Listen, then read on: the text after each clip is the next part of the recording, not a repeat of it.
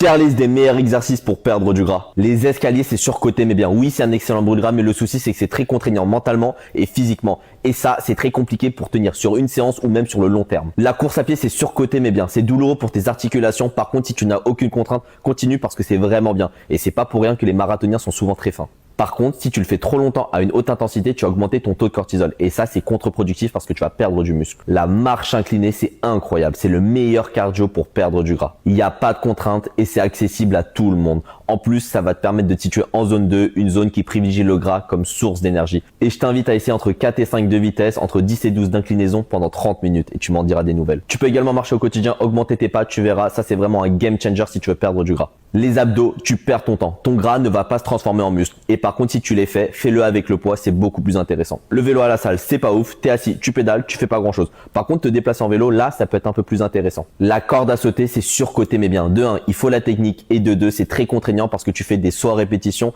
Et ça impacte beaucoup tes articulations. Par contre, si tu as la technique et que tu arrives sans problème, fais-le parce que c'est un excellent brûle-calories en termes de temps et d'effort. La musculation, c'est incroyable, mais sur du moyen et du long terme. Tu vas prendre en muscle, donc ton métabolisme va augmenter et tu vas brûler plus de gras au repos. Le vélo elliptique, c'est très bien, il n'y a aucun impact. Le lait de vache. 3 sur 10, trop gras, trop sucré, trop de lactose. Le lait d'amande. 10 sur 10, pour moi c'est le meilleur lait végétal, parfait pour la perte de poids, très peu calorique. Le lait de soja. 4 sur 10, il y a beaucoup de protéines mais ça peut causer des ballonnements. Lait de chanvre. 6 sur 10, c'est léger et riche en bon acide gras. Le lait concentré. 0 sur 10, c'est bombé de sucre, c'est le pire pour la perte de poids. Kéfir.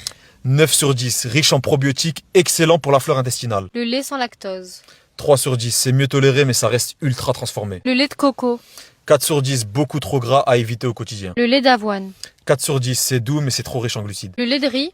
0 sur 10, quasiment que du sucre, aucun intérêt pour la perte de poids. Le lait UHT.